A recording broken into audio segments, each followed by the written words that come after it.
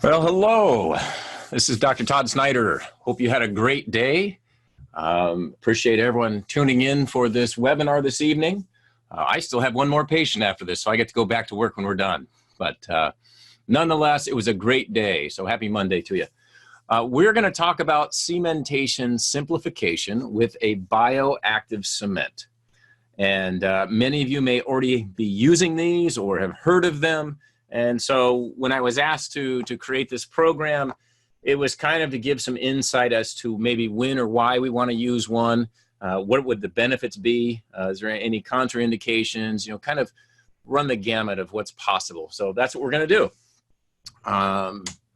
So if you're not familiar with who I am Todd Snyder. I'm a dentist in Laguna Niguel, California, primarily trying to do cosmetic dentistry, but as we all know, bread and butter of fillings and crowns in the back of the mouth still get done on a regular basis, but majority of my work is full mouth rehab and cosmetics. I am a fellow of the American Academy of Cosmetic Dentistry, fellow in the International Academy of Dental Facial Aesthetics. I am a board diplomat of the American Board of Aesthetic Dentistry. I'm also a member of the American Society for Dental Aesthetics. I lecture all over the world, write articles for the dental magazines. I was a prior faculty member at UCLA where I created the first and only 2-year graduate program in cosmetic and restorative dentistry. And sadly, that's gone, and everyone has to take weekend courses now. But I have my own private online education group as well, and that's known as Legion Pride. So that's a little bit about me. I've done a lot of things over the years. I enjoy helping people and talking and providing assistance to my colleagues. So with that being said, I'm playing with buttons. Just sit back and relax and take in this webinar. If you want a handout, I will have a handout up later tonight. It'll be digital. Every slide you see will be available. It'll be at dentools.com. So just realize that you don't have to take a bunch of notes unless it's something I say verbally that you want. But otherwise, anything you see on the screen, you can have my entire lecture, every slide. So don't worry about what's on the screen, okay? I do that as a courtesy because I know sitting there myself that oftentimes I can't write something down. And I want the person speaking to maybe back up and show me something, but you know, we're embarrassed to ask in front of a crowd sometimes, whatnot. So I give you everything to make it easy, okay? All right, when you go to my website, Dentools, D-E-N-T-O-O-L-Z, it looks like this. If you put in your name and your email, any comments you may have, any additional questions or concerns or just feedback, and hit submit, you will get a link sent to your email. So if you don't put in the right email, you will not get the link. You might also check your spam filters based on what type of email you have. I have heard of some people getting it sent to their spam. But nonetheless, that link that'll be sent to you allows you to gain access to a bunch of lectures I've done in the last few weeks, webinars, etc. So you have access to anything and everything on that page. All right, so when you get to the page being unlocked, when you got the link, it looks like this. It's got my social media at the top. As you scroll down the page, it has great companies that I work with that I tell people inside my groups to use, whether it be Weave and their voice over IP phone system, which I think everyone should have. Phenomenal product. Analytics from companies like Dental Intel, marketing information from Ingenious. There's a lot of good stuff that I put in there. So this is another example. It's a PDF of a handout that gives you good information, and another handout from one of my lectures. So you'll see a lot of good stuff like this on that page, okay? All right, so let's think about cementation for a moment. What do we use and why, and when do we think about it? Do you think about cementation the day the patient shows up? Or do you think about it on the day you're actually preparing the patient? Or do you think about it before you ever treat the patient? I can tell you, if I'm doing big cosmetic cases, whether it's a full mouth rehab or a bunch of veneers, I'm thinking before I ever start working on the patient of how I'm going to set the case up. Whether I'm going to plan on doing adhesive or whether I'm going to do cementation, I'm thinking of it ahead of time because that becomes a big determining factor in how I prepare a tooth, what type of moisture control I'm going to need.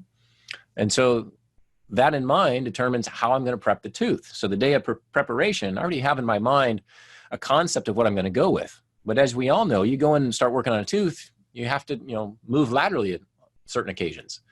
So with that, you need to have the ability to have other tools in your back pocket, so to speak. Other types of cements, other types of adhesives, other types of preparation designs. So I don't want to get locked into one type of protocol. I like to have numerous ones. I like to have a bag of tricks. So the benefit of a bioactive cement versus a bonding agent or a bonding agent and adhesive cement. These are kind of the three different things you need to weigh. And so evaluating your preparation design, your moisture control, the ability for the patient to keep their mouth open or for you to keep their tongue out of the way, these are all big factors that need to be considered. So to start thinking differently and working differently is what I'm going to kind of focus on here. And the profession is obviously changing, materials are changing, and so you need to be aware of these things. So if you were doing a simple inlay, obviously you've got a lot of enamel here. You could bond something in using traditional bonding agent and a dual cure resin cement, or maybe even a light cure resin cement since it's such a thin little piece of ceramic. Now, if we had a lot of darkness or maybe the ceramic was very thick, we might want to use a dual cure resin cement along with a bonding agent. Now that's going to give us our best adhesion, obviously, a bonding agent and a resin cement, because we have so much enamel you can see here on the cavo surface margins. Could you also use a dual cure resin cement that does not require a bonding agent? Certainly you can. Now, what are you giving up in the process? On the process, you're getting lower bond strengths. If you were having perfect technique with both products or both types of products, you're typically going to have lower bond strengths simply because you're not using a bonding agent. Is that bad? Not necessarily. But in my mind, if you have to isolate this to use resin and you're going to be treating this in such a fashion to make sure you're getting the best adhesion possible, why would you shortcut and leave out the simple step of adding a bonding agent in just to have lower bond strengths? It just doesn't make sense to me. But I get it that some people just want to move faster, but you're giving up something.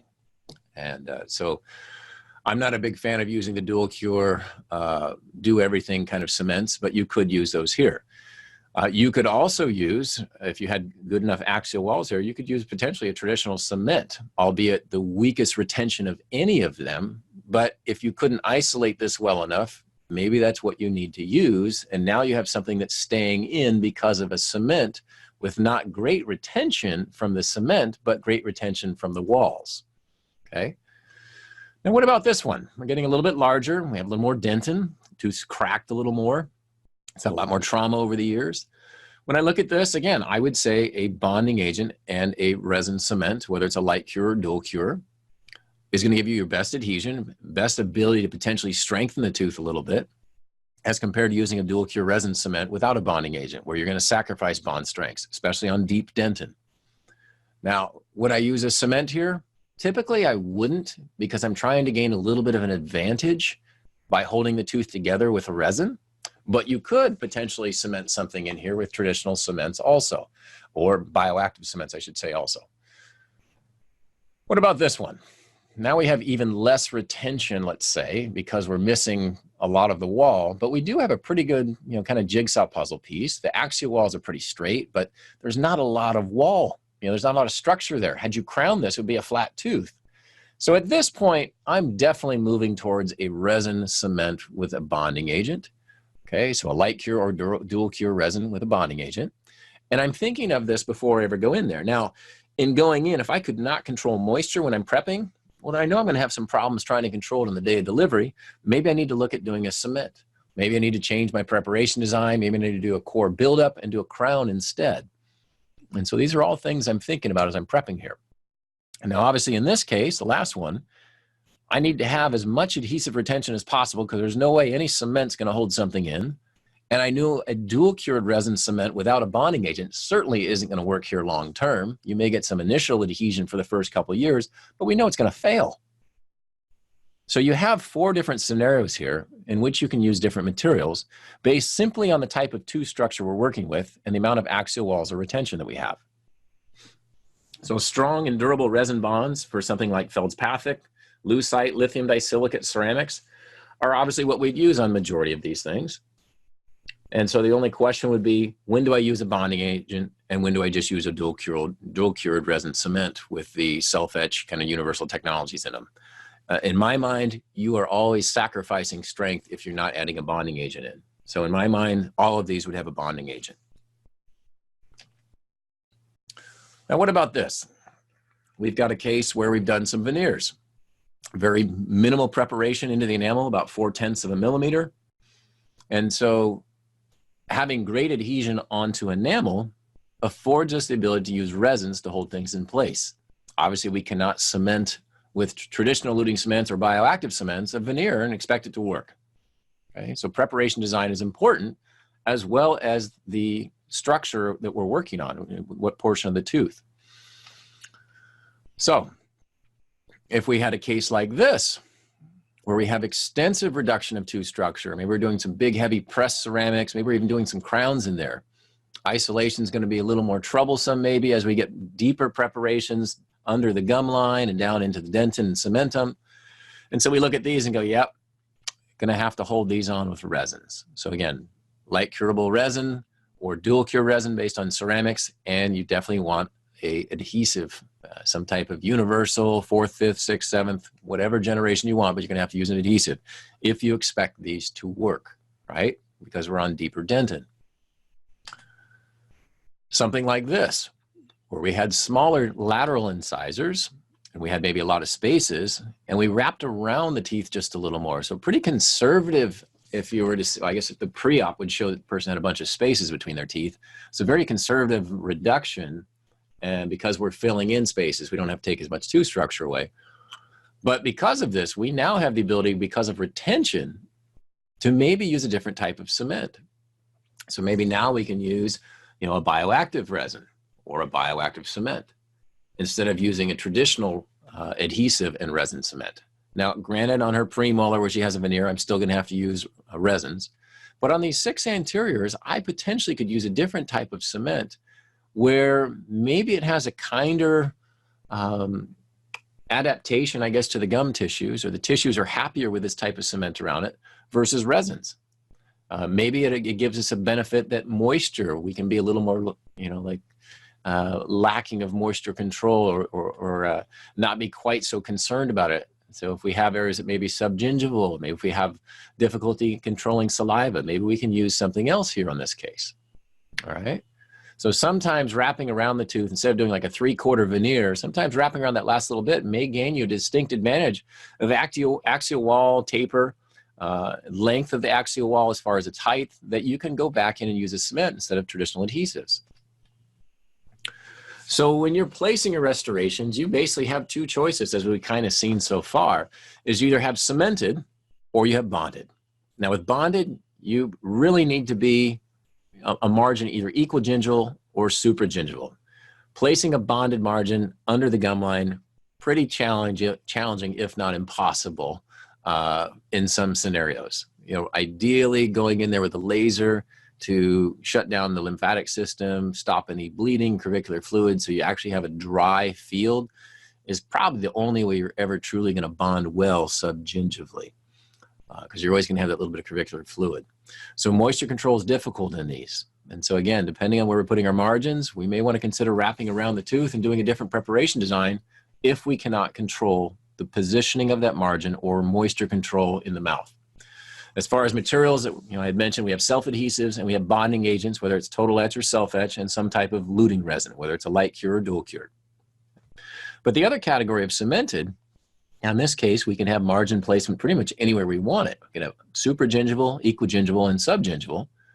It's a lot more moisture tolerant typically, but you need to have retention, because now instead of relying on the adhesive capabilities, you now have to require on that preparation design. So you need to have really good preparations. You can't have these TPs or overly prepared teeth that are small and dome-like if you expect to have a crown work, right?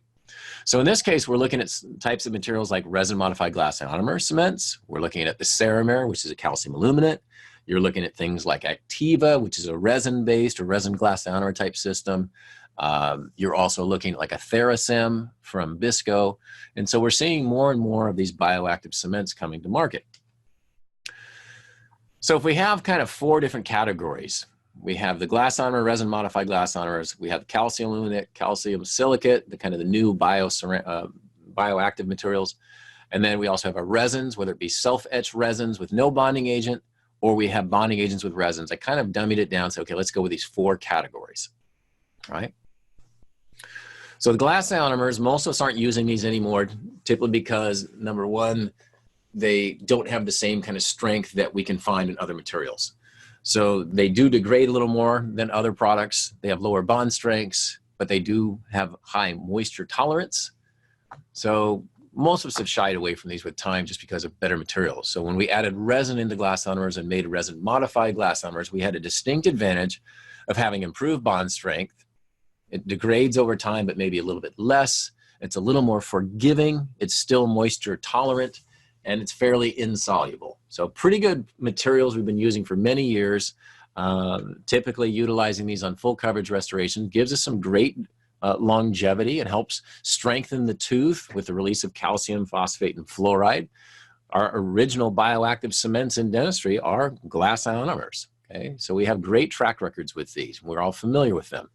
Now, the great thing about resin modified glass ionomers is you can take ceramic primers nowadays, and the ceramic primer that grabs onto the actual ceramic restoration can also grab onto the resin in the resin modified glass ionomer. So you can truly get some adhesion to your ceramics nowadays. And I would say the adhesion is probably just about as good as some of these dual cure self-etch resin materials if you're using these two systems, but you have a little more forgiveness as far as the dentin's capability to grab onto a cement, because the glass ionomer long-term is probably going to give you less micro failures, less leakage than a resin cement over time, a dual cured resin without an adhesive.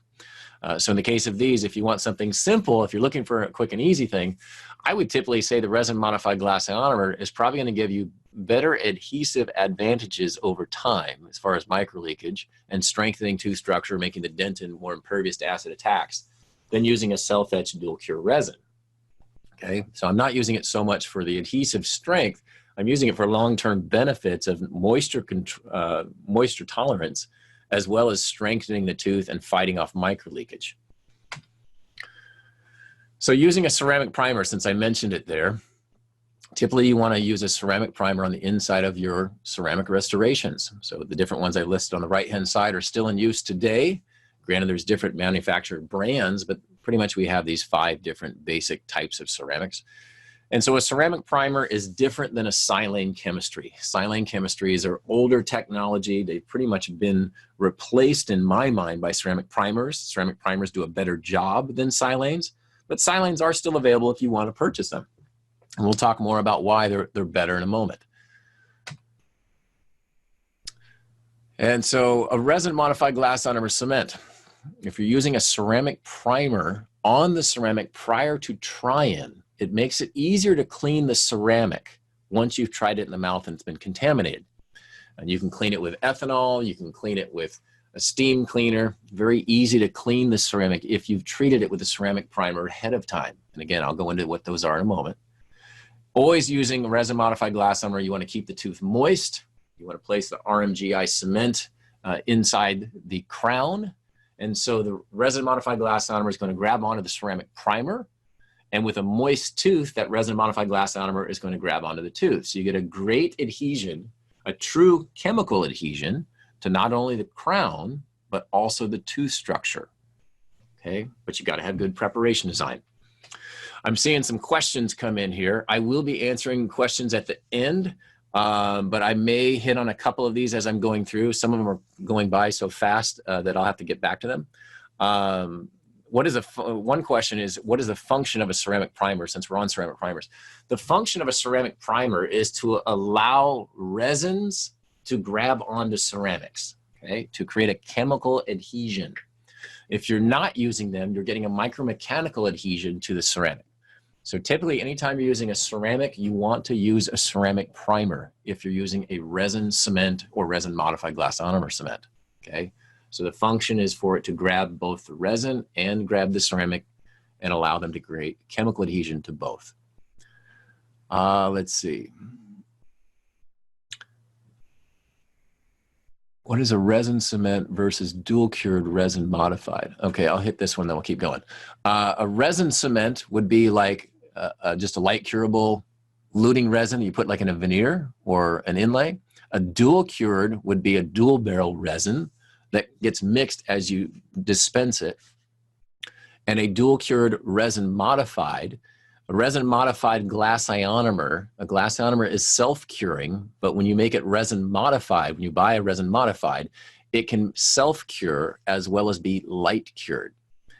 Okay, and so that's the difference between those three. As far as using a bonding agent, resins always require bonding agents if you want to have the highest bond strength, but nowadays with dual cured resin luting agents, many of them claim to have self-etch capabilities and to not require a bonding agent, but by doing it in that fashion, you have significantly lower bond strengths, and we'll get to that in a moment.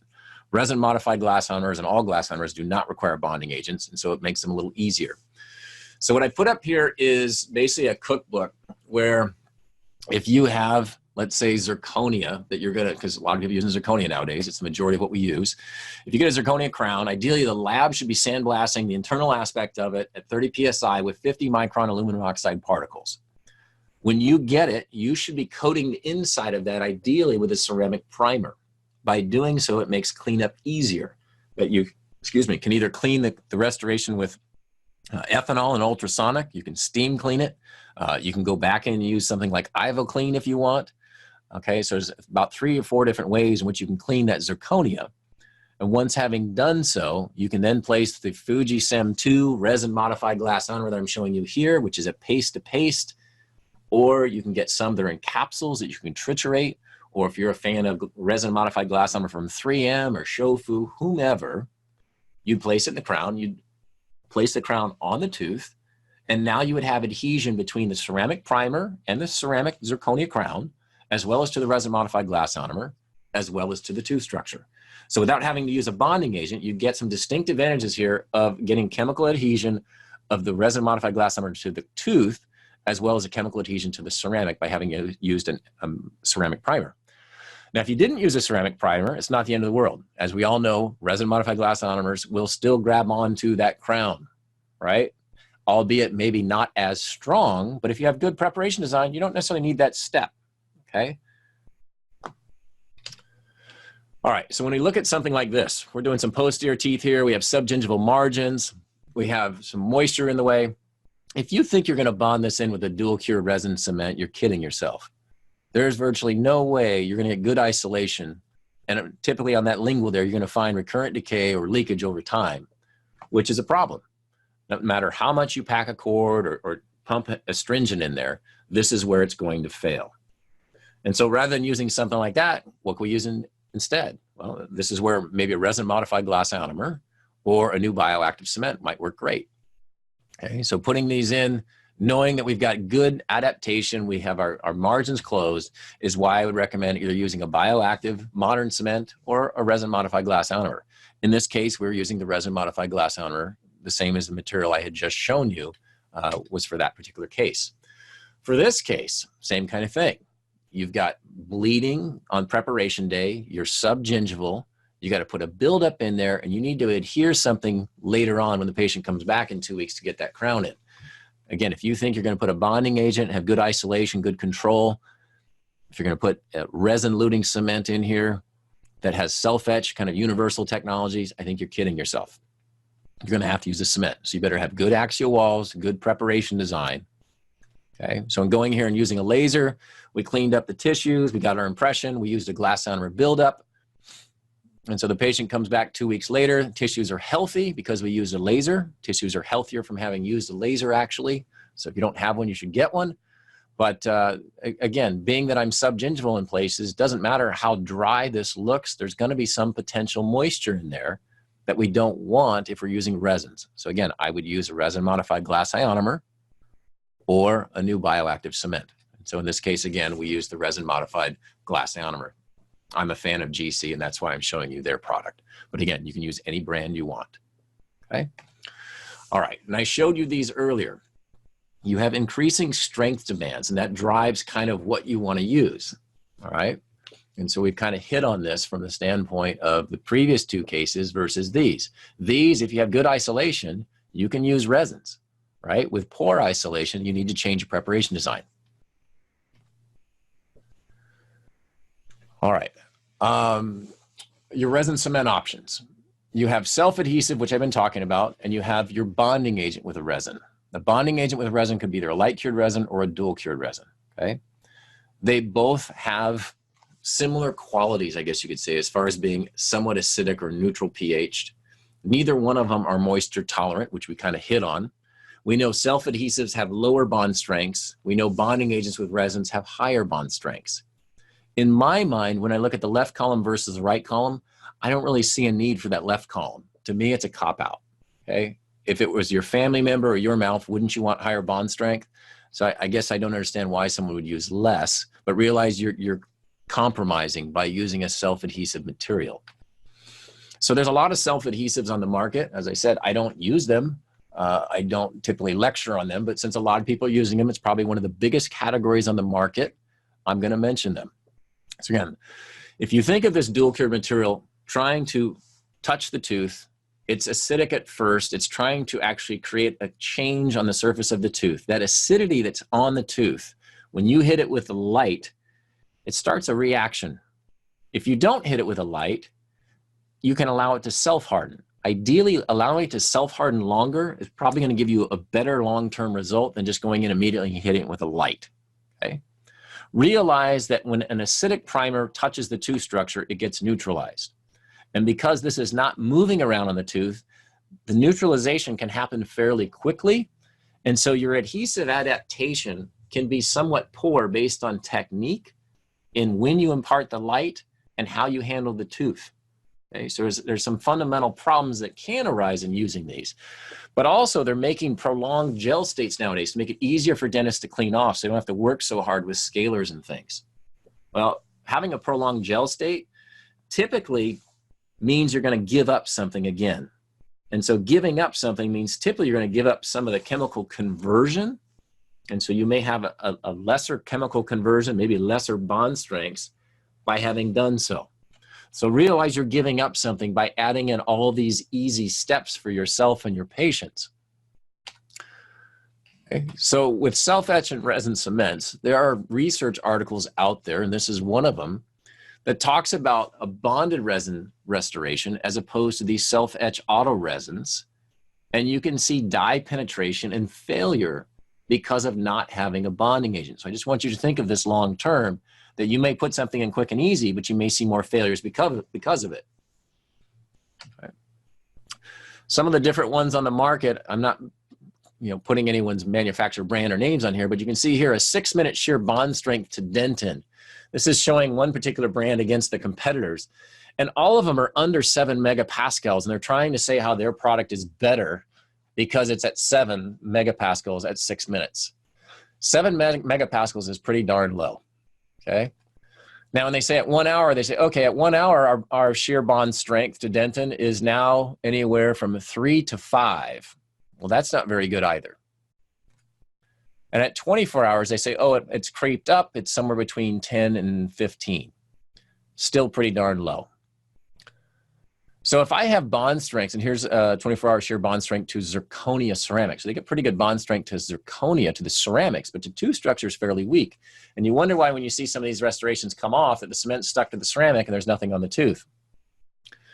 And so you got to wonder, okay, at this low of a bond strength, at 24 hours and 6 hours, et cetera, maybe a glass ionomer or a resin-modified glass ionomer or a bioactive cement might be a better advantage because it gives me probably a fairly equivalent bond strength, but it gives me distinct advantages as far as helping to heal the tooth and to prevent microleakage. And if you're still a fan of using these self-etch dual cure resin cements, there's another study. And so in this particular study, it was saying that they had different groups, but groups that had a primer prior to putting the universal adhesive dual barrel material in there, if they had used a primer, they significantly increased the shear bond strength versus the groups that did not use a primer. And they increased the shear bond strength so much so by 16 to 25 times for the dentin groups and 6 to 10 times for the enamel groups. Okay, so with dentin bonding, the key to remember if you are using these types of materials is that your universal bonding agent works better when you have a primer, okay? And this is tried and true, many different research projects, but basically the conclusion is use some type of self-etching primer on the two structure in addition to the self-adhesive resin cement, and you're going to find you're going to get better adhesive strengths, higher strengths, better longevity. And so at that point, you got to ask yourself, why am I not just using traditional dual cure resin with an adhesive beforehand? Okay, so traditional resin cements, conventional methods to the bonding of silica-based ceramics are not successful. You cannot acid etch and cyanate the intaglio surface of metal oxide ceramics as you can with lithium disilicate or other glass ionomer or glass ceramic restorations. Okay, hydrofluoric acid does not sufficiently alter the surface of metal oxides, and conventional silane coupling agents cannot provide chemical bonds to these materials because of lack of silica. Okay, so when we're talking about zirconia, traditional applications don't work. We have to handle things differently. And since most of us are using zirconia, again, this is how things should come from the laboratory. So the lab should, again, have sandblasted the internal aspect of it. Okay, and so based on what you're reading, you may find slight variations based on particle size and pressure. And so I put 2 different types in here so far. You can also have the laboratory do tribochemical silica coating, which isn't used much anymore, but realize that some places may still have it. And that basically that's similar in that you are using what looks like air abrasion, but it is particles that have silica coating on them, and the silica gets bombarded into the ceramic, which leaves behind a coating that allows you to have better adhesion. But again, this is older technology. I think modern technology does a little better, but I know some people that still utilize this, hence I throw it in there. Okay, so again, prior to trying in zirconia, the internal surfaces should be coated with a ceramo-metal primer. So in other words, like an MDP ceramic primer. Typically, these will nowadays contain MDP. MDP is a chemical name. Basically, it's shortened down into the acronym MDP, which allows you to get some chemical adhesion to ceramics. You'll notice there's a lot of them out there nowadays. And so here's a slide showing some different materials on the market. We have traditional silane chemistries, which you may have used for many years, whether it's a single bottle or vial, or dual bottle, meaning that they weren't pre-hydrolyzed. And so these have longer shelf life. You may have used a dual bottle system before. Single bottles have water in them. They typically have a shorter lifespan. But as I said, these are older technology. We don't typically use these anymore. Newer, better technology is on the market in the fashion of these here, which are either ceramic primers with MDP, which is that chemistry I mentioned a moment ago, or you have some that have both a silane primer and MDP inside of them, okay? And then you also have universal adhesives with MDP inside of them. So these are bonding agents that have a little MDP in them, which technically you could use these to adhere to ceramics. But being that the concentration percentage of MDP inside of these and their capabilities might be a little lower than had you use something, let's say, in here or here as far as grabbing the ceramic, okay? So typically if I'm saying use a ceramic primer, I'm mentioning either grab one of these or one of these as a ceramic primer. They're basically the modern versions of what we used to use as silanes, okay? So they're just painted on and air thinned. So MDP was a monomer developed by Carrare Corporation. You might remember them from Clearfill SE, bonding agent.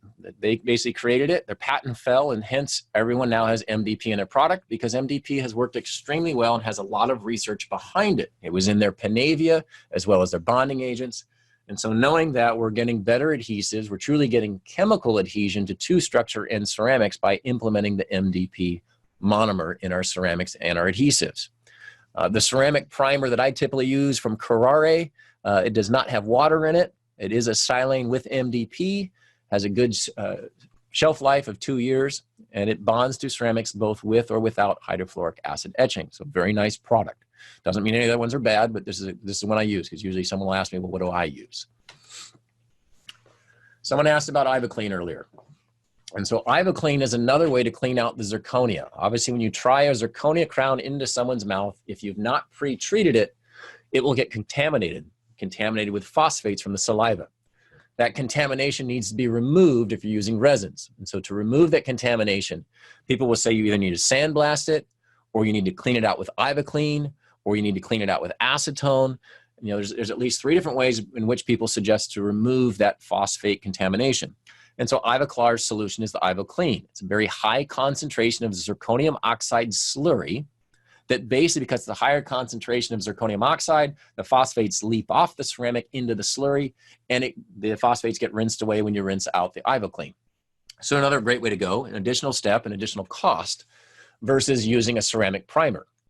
In the beginning, makes it so you don't have to clean things off with the IvoClean. You can clean it off, as I mentioned earlier, with a steam cleaner or with acetone or alcohol in a ultrasonic bath, okay? But if you use the IvoClean, you want to go back and use a ceramic primer after the fact. And so by using a ceramic primer ahead of time, you never have to use the IvoClean, and you're still using a ceramic primer either way. So it's just saving a step and some money. All right, so let's review for a moment for zirconia, the ceramic Trion. Make sure it's sandblasted properly from the lab. Use a ceramic primer.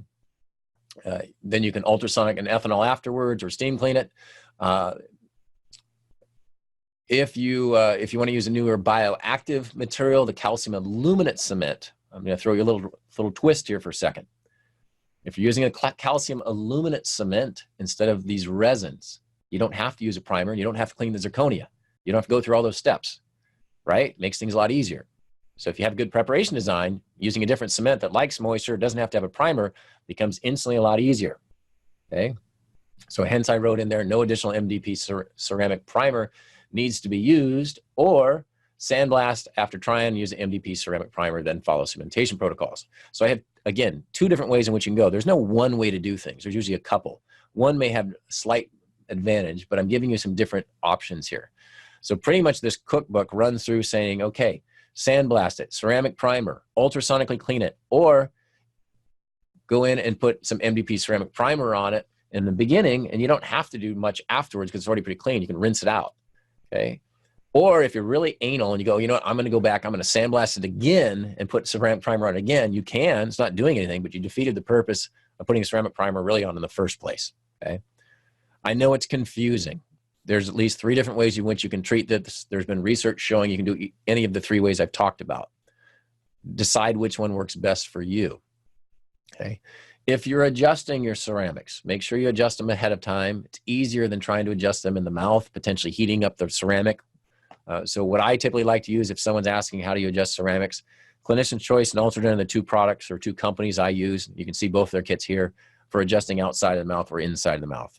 I like both of them. As far as functional adhesive monomers inside your resins, you'll notice that most of these have MDP. Most manufacturers have gone to some type of modified phosphate or MDP-based phosphate system. Again, because the patent fell and we have greater adhesive and true chemical adhesion, unlike we've had before, okay? So I throw this in so you can see pretty much any bonding agent nowadays is pretty darn good depending on how you use it. If you're going to use a dual cure resin cement, lots of them on the market, they all work basically the same. If you're following the protocols and using MDP-based cement and MDP-based resin bonding agent, you can get some of the highest bond strengths ever seen, okay? If you're using a resin light cured system, typically you're not going to have MDP in the resin light cured, but you will have it in your adhesive, your bonding agent. So I've kind of hit on resins a fair amount in the beginning here. And the reason I do so is because that's what the majority of us are using. Realize that tooth-colored resin restorations typically have an average replacement time of 5.7 years due to secondary caries precipitated by bond failure. And you can read this research. There's a hyperlink there if you get the handout. Now, it's talking about primarily composites. But what is an adhesive crown or veneer? It's pretty much a composite holding it in, right? So the same type of things happen just because of adhesives and resins. So anytime I can get away from potentially having failures is why I look at other materials like bioactive cements. And so the reason for this is that resins basically are going to absorb moisture over time. Heck, I just had a veneer today that someone had for 17 years that fell off, and I was putting it back on for them. And the resin, as you sandblast it out of the veneer, it smelled horrible. It stunk the room up. And that's because of all the polymer swelling and water absorption and bacterial ingress into the resin over time. If you've ever had a glass ionomer cement fail and a crown comes off you and you clean out the cement, it doesn't smell the same. You don't have the same type of leakage and problems that you have with resins. But we know that resins break down with time. We know that the dentin tries to remove the resins because of proteolytic enzymes inside the tooth, known as MMPs. And there's been plenty of research studied on these as far as bond strengths degrading by 30 to 40% in 6 to 12 months. So knowing that bond strengths are going to degrade, you need to think about adding in some type of mechanical retention or resistance form so your ceramics last longer and you're not stressing your resins. You can imagine if your bond strengths fall off 30, 40% and you started with a bond strength of 7 to 12 with one of these dual cured cements, you don't have very good bond strength after 6 to 12 months, and you wonder why certain things fail. Okay, so looking at hybrid zones get broken down because of the dentin attacking the resin because of the acidity of self-etching primers or the acidity if you're using a total etch technique. Knowing this happens, maybe looking at other types of cements that don't have this breakdown becomes advantageous. So as I mentioned, MMPs 2, 8, and 9 get released from the dentin when you've etched the 2 structure. Those cause the breakdown of your resins. Now, it doesn't matter who you are and what type of bonding agent you use. You are all susceptible to having MMPs and low bond strengths based on technique and how you place things. Students up at Pacific University actually get to do bond strength studies, which is phenomenal. I highly recommend this for anybody. They get to actually bond a piece of resin onto 2 structure and test the immediate shear bond strength. Having done so, they get a number to quantify how good they are at adhesives. What you'll find here is many great bonding agents that we all use can be very good and very bad. So just because you have one specific brand does not mean you get great adhesion. It depends on your technique. And let's face it, unless you test your technique, you have no idea what kind of bond strengths you can get. You can see students here get anywhere from a bond strength of 1 to 55 megapascals with great bonding agents. Okay? So you have to have a very good technique, but the technique has variability that you cannot see happening when you're placing things on the tooth. So if I'm doing a zirconia restoration and I have good retention form, ideally I'm gonna start looking at a bioactive cement. But if I have a small clinical crown or poor shape or not good retention, then I'm gonna have to bond things in.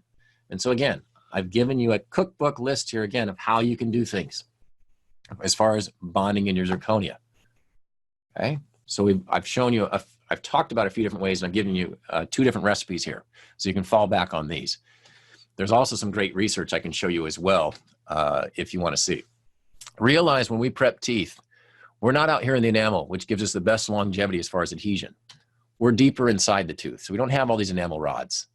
As we go deeper inside the tooth, we lose dentin and we get bigger tubules. As we do, we get lower bond strengths by 30%. Okay.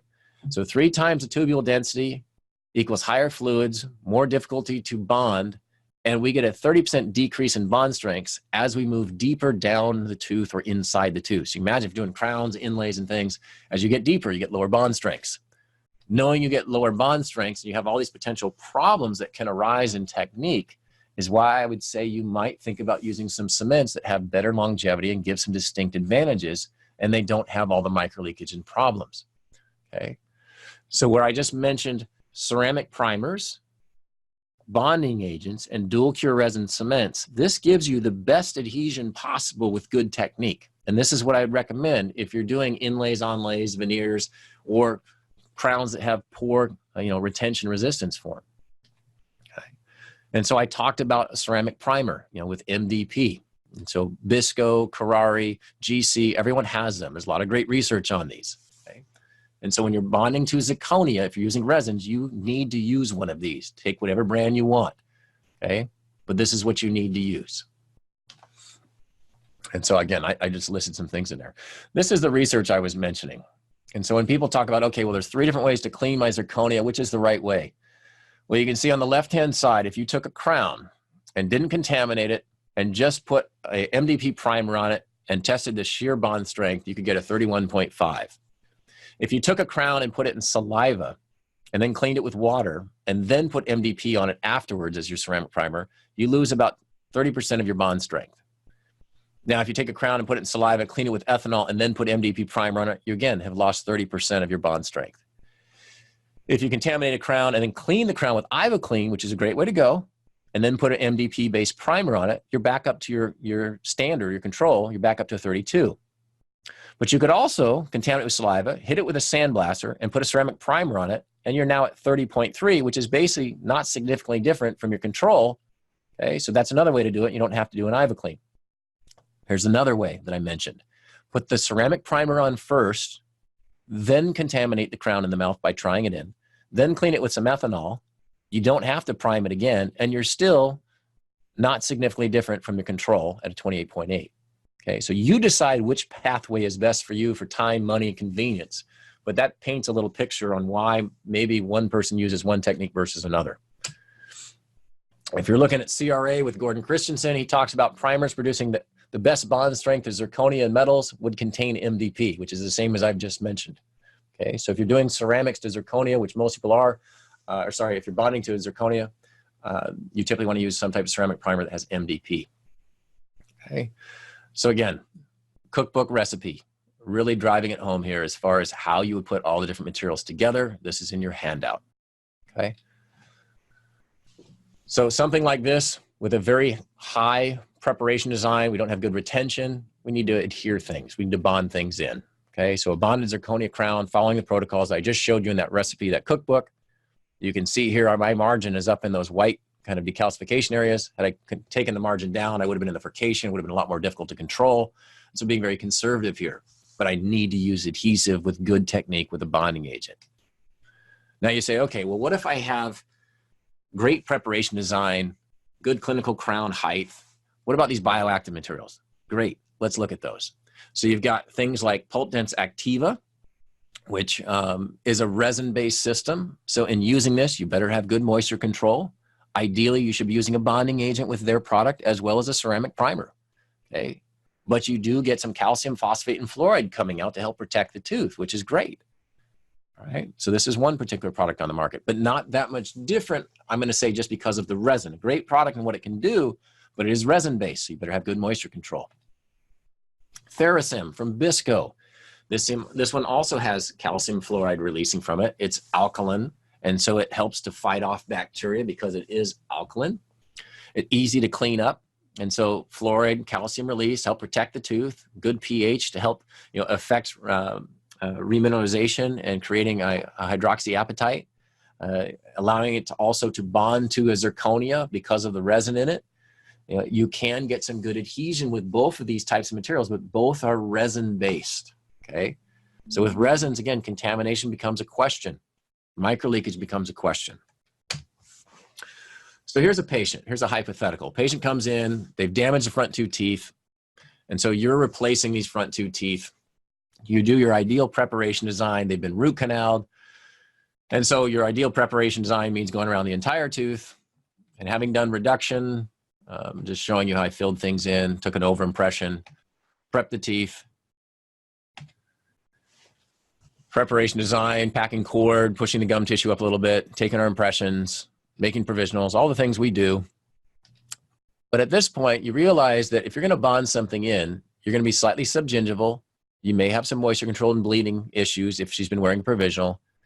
But long-term, knowing that resins can have some failures, maybe the bond strength is going to degrade, and she's in her early 20s, you want something that's going to last potentially the rest of her life. It's not to say it will, guaranteed, but potentially. And so bite registration, face bow, mount the case up, send it off to the lab, put some temporaries in. Patient comes back. You need to deliver something. Knowing that things may be contaminated and having a problem, resins may not be the best choice as far as cementation. Maybe a better choice could be something that is moisture tolerant, meaning if there is a little bit of contamination or sulcular fluids, it doesn't mind. The fact that something could fight off microleakage and also strengthen the tooth with the release of calcium, phosphate, and fluoride to create hydroxyapatite becomes advantageous. But also, in this particular instance, talking about the ceramere, the calcium aluminate, it basically causes no change in histology of pulpal tissues or gingival tissues, periodontal tissues. Now, in this case, she doesn't have pulpal tissues because they're root canaled, but you can see the health that happens on the gum tissues when you're using this type of cement becomes amazing as far as how it heals, okay? You don't see the same type of inflammation from bacterial absorption into resins along the margins or just resin toxicity to tissues.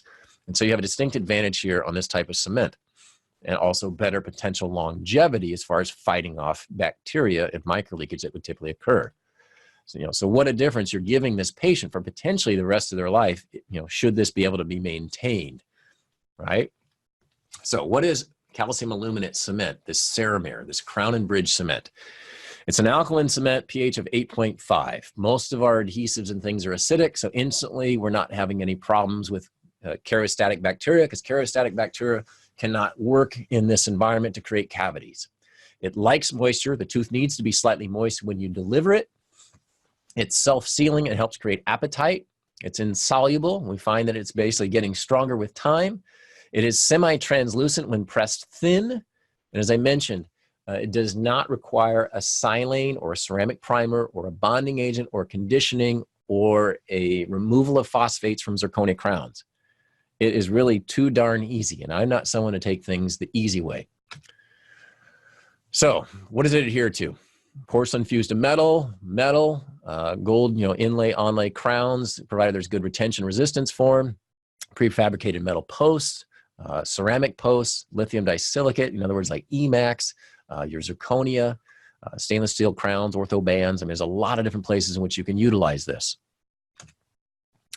As I mentioned, it creates hydroxyapatite in the presence of phosphate, in the fluoride and the calcium and saliva. Basically, you create a very interesting surface of hydroxyapatite and the ability for this to fight off decay and karyogenic bacteria. So some huge advantages. And if you look at its ability to remineralize dentin, I think they've shown this for over 5 years now in lots of different research projects, but basically you can see here in a scanning electron micrograph showing the remineralization of demineralized dentin. Okay? And so this has received a bunch of awards, pretty amazing stuff, but you have to handle it properly just like anything. If the tooth is dry, this material will not work well. If it's not handled properly and allowed to set up without being moved for 3 minutes. In other words, you need to hold it in place. There's little technique variables, just like doing resins, that you need to be cognizant of. But having done so, it gives you a distinct advantage that other materials just don't offer. Now, typically you triturate it comes in a capsule, looks like a glass ionomer. Again, you can syringe it right into the crown and seat it. You typically want to hold it in place while it hardens. And it's not, biting on it or having them check occlusion or flossing. You're waiting for it to harden. And that's going to take a couple minutes. If you're someone who doesn't want to triturate, well, you can certainly use a powder liquid, albeit you're going to have to mix things by hand, which usually you're going to find doesn't do things as thoroughly, but they do offer that. I threw in this chart so you can compare it to other different materials you've probably been using in the past or are still using to see that it does provide, in the right cases, a better caliber of adhesive cement that fights off bacteria and helps to protect the tooth long term. And so again, I throw in some of their diagrams showing how it compares to other products. So again, for full coverage crowns, I would highly recommend you look into one of the bioactive materials. So here's an example of an Emax crown that I'm going to do. They have an existing PFM. So as I mentioned, I do not have to use a phosphate scavenger. I do not have to use silane or ceramic primer. I don't have to etch or condition the tooth. I don't have to use a bonding agent. I simply clean off the tooth from any temporary cement. I put the Ceramir calcium aluminate bioactive cement inside the crown, drop it on, hold it in place, wait for 3 minutes for it to harden, and then clean off the excess. And this is my final Emax crown. Okay, crown retention for zirconia. If you compare the crown and bridge Ceramir cement to something like a Reliex, dual cure, resin cements, there's some different ones here on the market that some of you may be utilizing. You'll realize that this does every bit as good as those, if not better, as far as its adhesive capability to zirconia. If you look at the research studies, basically explaining that in using the calcium aluminate Ceramir cement, their 3-year recall data yield no loss of retention, no secondary caries, no marginal discoloration, and no subjective sensitivity. All restorations were rated excellent for marginal integrity. You don't see research like this with traditional resin cements. You typically are going to find failures that are going to occur. Pretty amazing what this cement has been able to achieve. And so I just read all that, basically. So here's another example. Patient already had recurrent decay along the gum line. We swapped out their existing crown, putting in a new crown. Here's the Ceramir. I left it on intentionally for an extra like 10 minutes to see how hard it would be to clean things off. Not that hard. It comes off usually in a couple big pieces. So in literally just a minute or two, clean things off. A couple little tiny wisps there on the back molar still, but easy to clean off nonetheless. Big zirconia bridges, again, with the proper preparation design, you can place these as well. Again, no phosphate scavenger, no ceramic primers, no etching, conditioning, or bonding agents. Okay, but you're getting a distinct advantage to be able to place something in a moist environment and to protect the tooth. So again, here's their technique card, pretty easy to mix it, inject it into the crown, seat the crown, hold it in place for 2 minutes, and start cleaning off the excess at about 3 minutes time. Here's another example, again, leakage that we all find from traditional materials. And so having cleaned out the recurrent decay, placing a little glass ionomer in the area that I based out, using a Ceramere cement, you can see the final restoration there.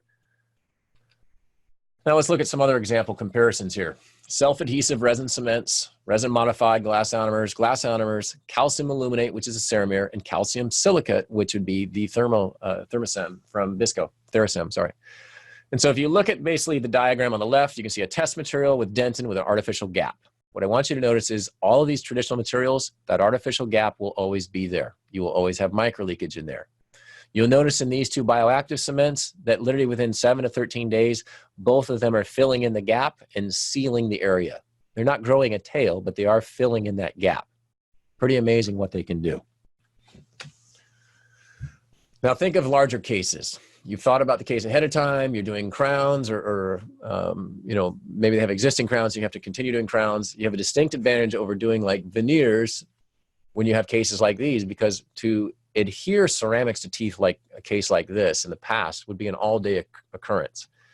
Nowadays, instead of being all day to deliver restorations and potentially have to manage sulcular fluid, bleeding, and problems, we have the ability nowadays to deliver all of these restorations in literally an hour or less because of the ability to have cements like these that provide a distinct advantage to our patients as far as long-term health and to fight off cavities, to strengthen the tooth structure, to create hydroxyapatite, to do things that resin cements just don't do. So to deliver this whole case literally is like an hour, unless you got to do a lot of adjustments, maybe it's 2, but pretty quick and easy to deliver cases like these nowadays.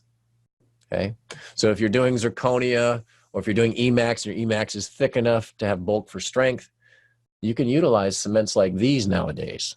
And so to make life easier, you might consider these. Here's an example of a case I had done where someone broke just this little corner off of an Emax. This is the first Ceramere restoration that I've had to cut off. I literally had to cut it into about 15 pieces. I was amazed at how well it held on. Now in the past, if you had glass ionomer cement, you just cut the crown in half, hit it with a crown key, and it'd come off. It was not the case here.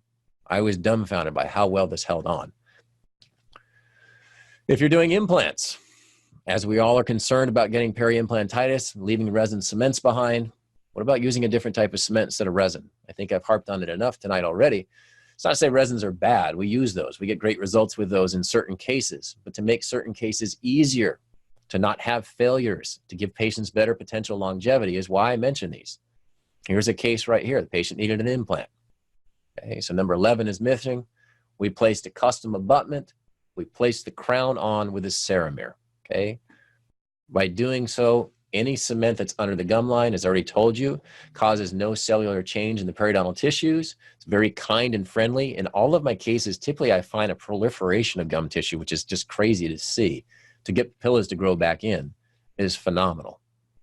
Okay, so no inflammation and actually some really nice healing that you don't typically find around resins is phenomenal.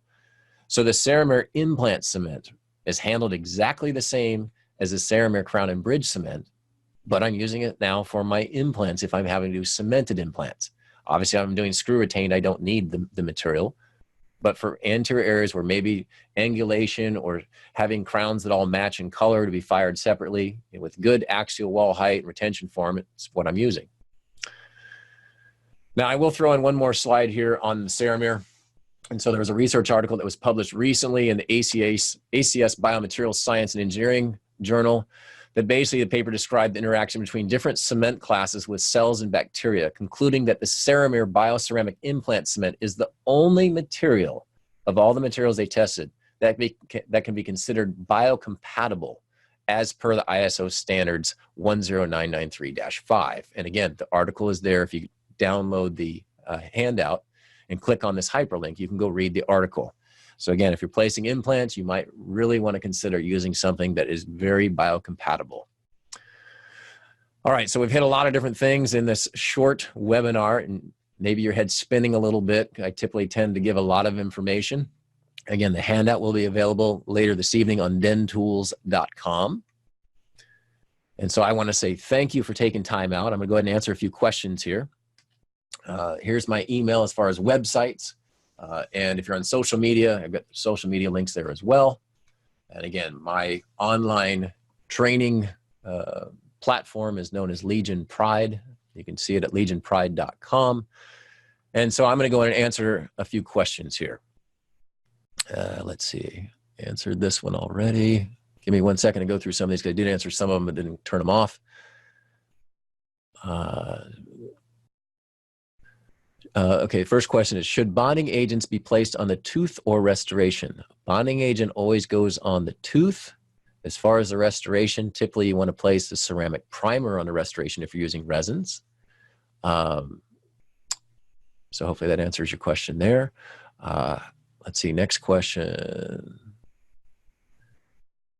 What's the purpose of ceramic primer prior to try-in instead of after in comparison? Or sorry, hang on, let me read it again. What's the purpose of ceramic primer prior to try-in instead of after IvoClean? I think I pointed that out in the research, is that the ceramic primer, if you use it ahead of time, you shouldn't have to use IvoClean, so it saves you a step as well as some money. And maybe these questions came through before I answered it, so forgive me if I'm repeating them again. Let's see. Next one, is glass ionomer buildup necessary to use with resin-modified glass ionomer cements? No. I just like glass ionomer buildups. That's primarily all I use for my buildups because, again, they don't have the same problems of resins. They do help strengthen the tooth. They have true chemical adhesion. There's some distinct advantages over glass ionomer buildups as far as their longevity, and that's why I use them. But you do not have to. You could use a composite buildup and then use a RMGI cement if you wanted, or a bioactive cement. Next question. Is there a benefit to having an MDP silane primer versus just MDP? That's a good question. And I'm sure there's probably some research that would show one way or the other. And I could certainly ask one of the companies, but off the top of my head, I don't have the answer for you. Both are excellent. If you're using either one of them, I wouldn't worry about it. You're probably gonna be splitting hairs at that point. But I know Carrare, since they have both inside theirs, I would tend to, if I had to guess and was gambling, I'd gamble on the MDP/silane with Carrare because they came up with the chemistries, and I would say they're still further ahead than some manufacturers when it comes to some of the chemistries out there. So that would be my guess. But if you want to write me in the comments, I can certainly see if I can find you some research. But I think you're splitting hairs at that point. Oh, there's a great one. How moist should the tooth be for a Ceramir cement? Well, glass ionomers and Ceramir, the tooth needs to be moist. So hard to define moist, right? Same thing with bonding agents. How do you define moist? Ideally, it needs to be not dehydrated and frosty, but not like dripping wet. So like if a lot of times I'll just take a cotton 2x2 and I'll just kind of wrap it around the tooth for like 1 second, just to kind of give it a little wipe, and that's it. So I don't dry off much. I don't use my air water syringe. I don't hold a high volume suction. It's just, I don't want any pooling. I mean, you can go around with a micro brush and just wipe around the outside once, but you want it to be moist so that the material can penetrate. It likes the saliva, it likes the phosphate, so you don't want it dry. Okay.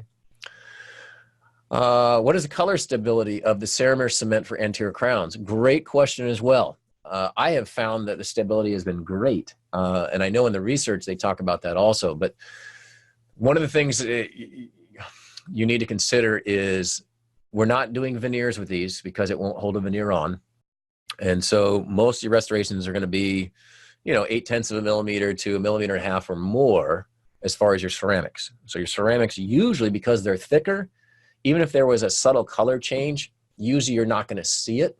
But also your cement is typically going to be, 50 to 100 microns in thickness, so pretty thin.